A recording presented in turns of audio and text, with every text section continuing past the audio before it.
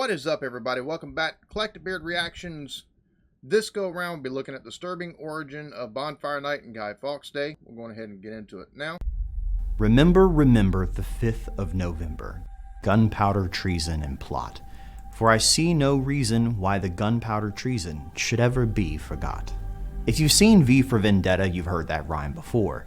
But did you know there's more to the poem? It goes on to tell the story of one of the most ambitious assassination attempts in history. A caper that came so close to wiping out an entire government that it sparked a national holiday. You heard of the 4th of July. I couldn't imagine if that had actually been successful, because then that would have demolished, like that had completely crippled, probably would have crippled England. It's amazing. You know, nowadays we've got terrorist plots with, with suicide bombers, or whether it's planes being flown into buildings, and just bombings of, in general, things of that nature. I mean, now they take nitro and, or I say now, they've been doing it for years. I mean, look at Oklahoma City. They take nitro and drive it into a building, and it's just horrific results. So I mean, I couldn't imagine if this would have actually been successful, how the history books would have been different. It's crazy. July, Cinco de Mayo, and Bastille Day. They're all patriotic celebrations of governmental overthrow. But what if that never happened in your country? Boobage. What do you celebrate? The answer is Bonfire Night, sometimes called Guy Fawkes Day. With hot dogs, alcohol, fireworks, bonfires, and fairs, it's a hell of a lot of fun every November 5th. But there's one part that hints at its darker past, when a straw man effigy is tossed on the bonfire to burn to ashes. To find the origin of the holiday, you have to go back in time some 600 years. It all stems from Henry VIII, who required that everyone in England convert to Protestantism. You know, he's responsible for a lot of crap that's happened in England. Just so he could get Anne Boleyn between the sheets.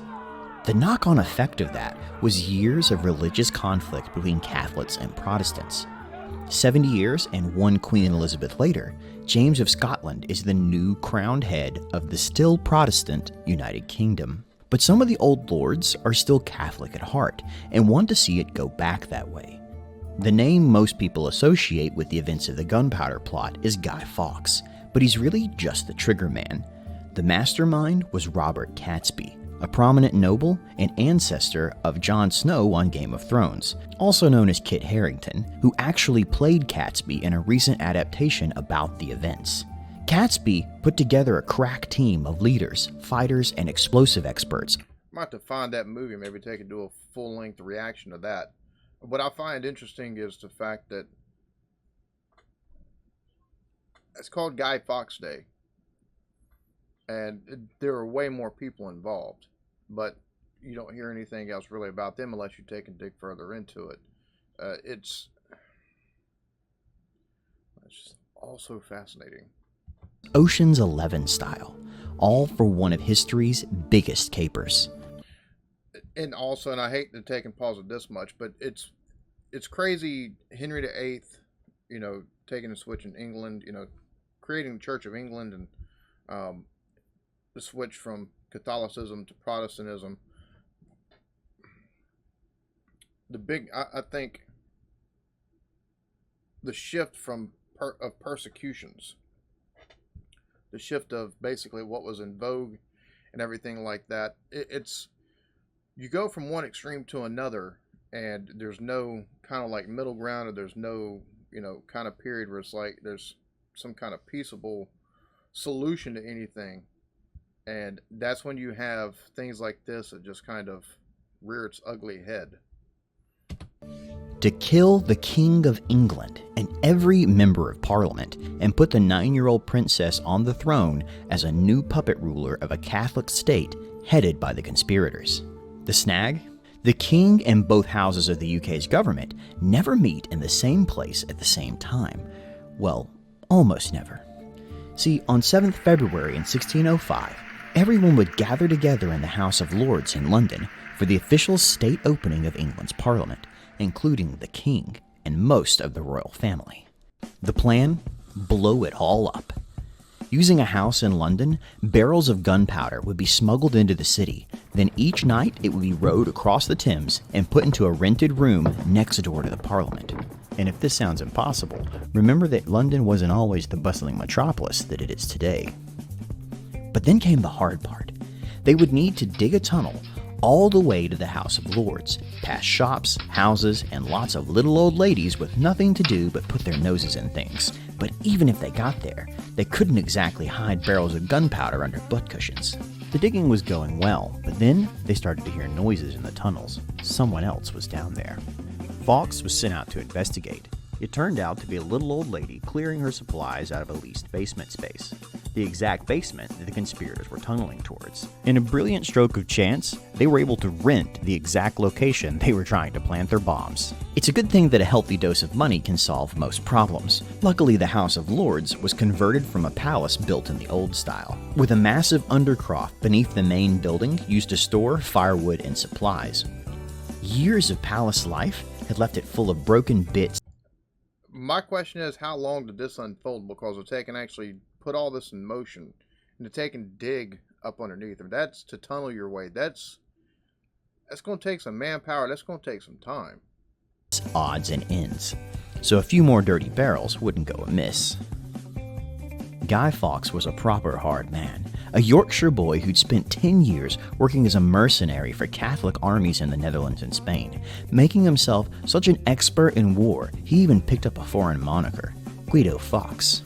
And as the man had saltpeter in his veins, he was put in charge of the explosives for the plot. For this job, he reckoned 20 barrels ought to do it. By his figuring, he'd take out the basement, the chamber, the walls, and then blow the roof off for good measure. But when he saw the massive undercroft, he put in 16 more, making it an even 2.5 tons to do the deed. Good God. Turns out, it was more than enough.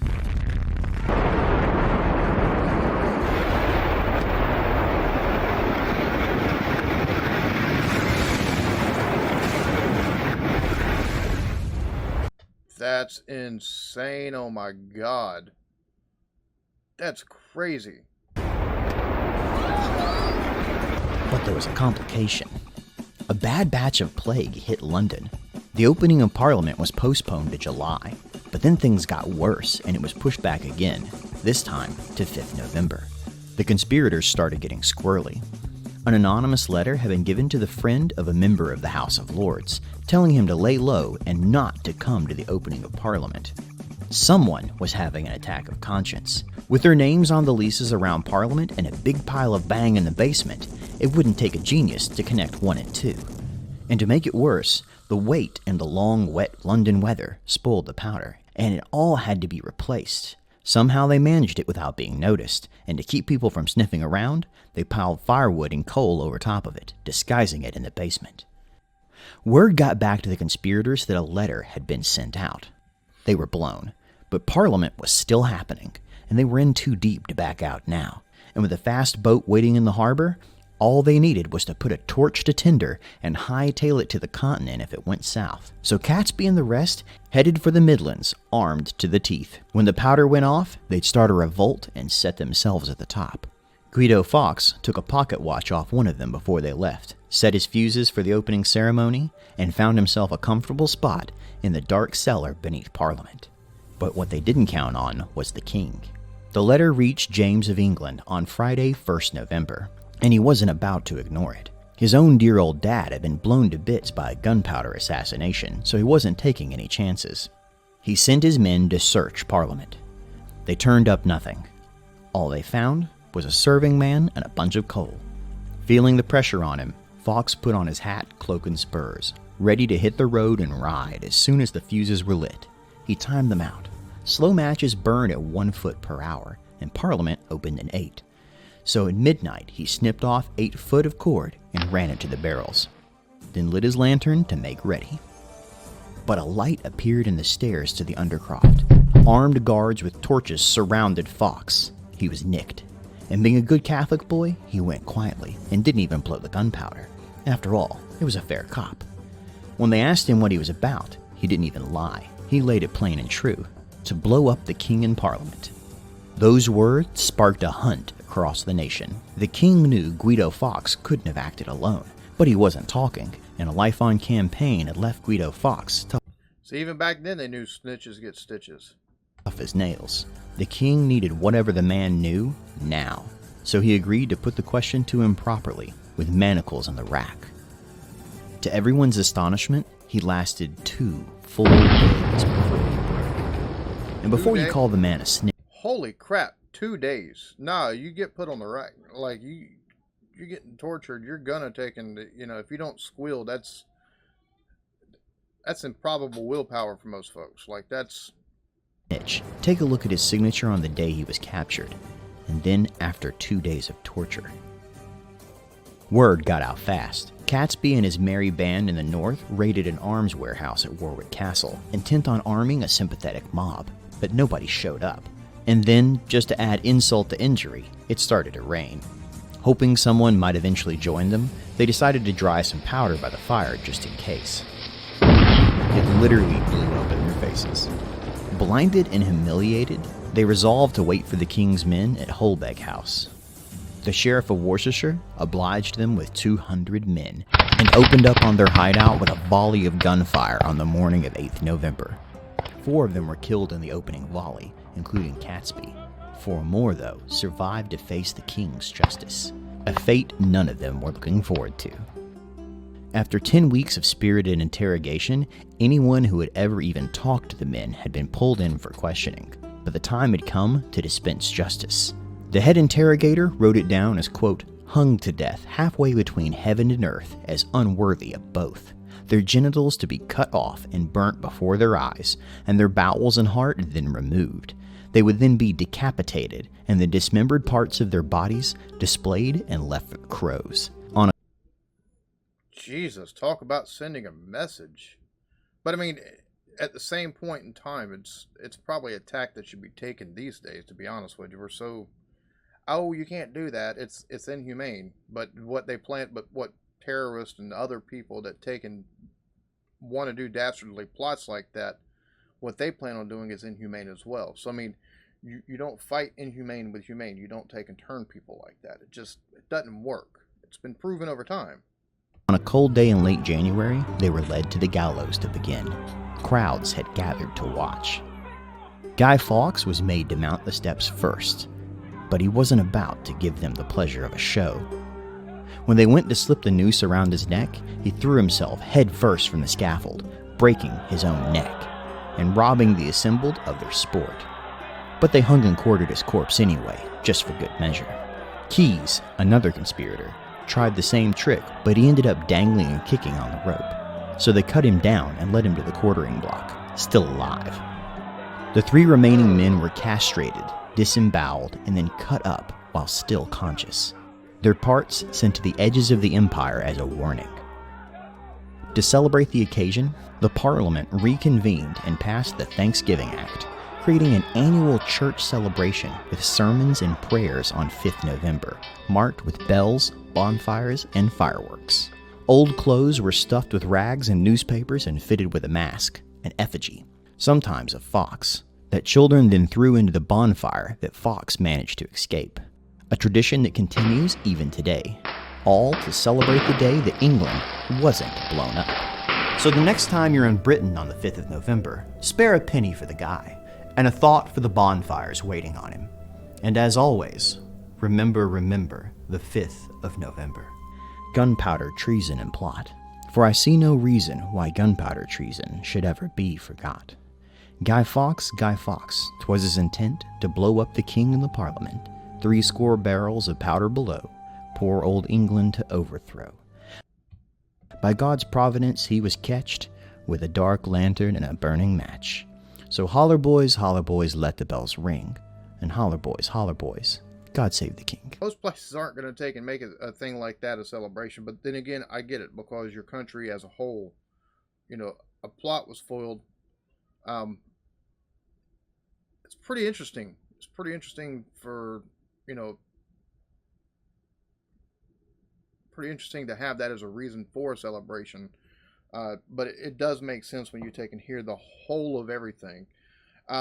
like I said, when I say terrorist, I mean like people like Timothy McVeigh, who sat on death row, and that should have never happened because that's taxpayer money. No, send a message to everybody. And I don't care what kind of, you're gonna blow something up. You plan on doing, these people that do mass shootings in my country, um, plan on doing stuff like that, knife attacks, driving your vehicle into crowds, or blowing up a train station, stuff like that. No, we gonna cut you up. We gonna cut you up. We're gonna make sure you suffer the way people would suffer if you were, if it wasn't found out, or if you weren't successful. It's just the way that stuff should be combated, because then people would think twice before doing it, because they would know, oh crap, this goes right and I get caught.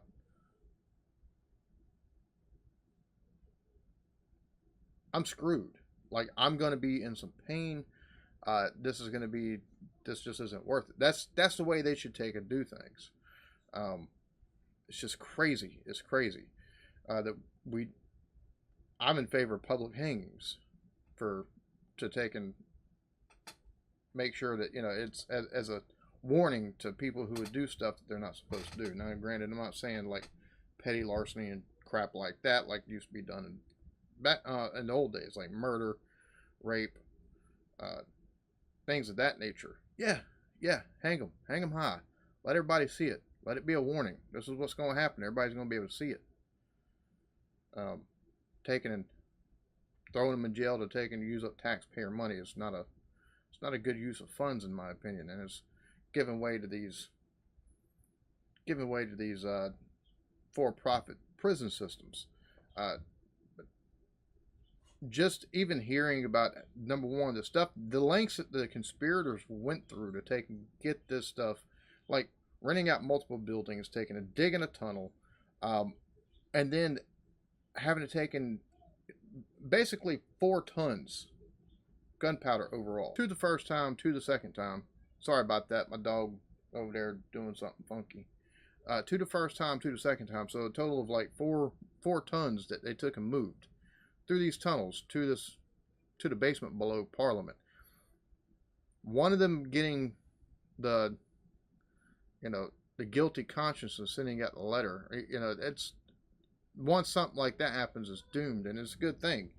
But just being able to take and do all that, and having to take and go through such, the great lengths they took to actually try to get this accomplished, and then afterwards, it's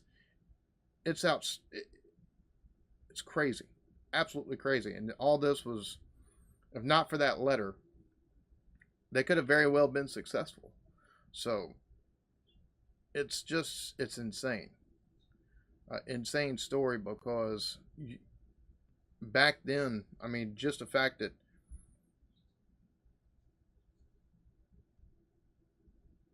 like I said, too many times things like this happen, or when things happen as far as like a switch from Catholicism to Protestantism,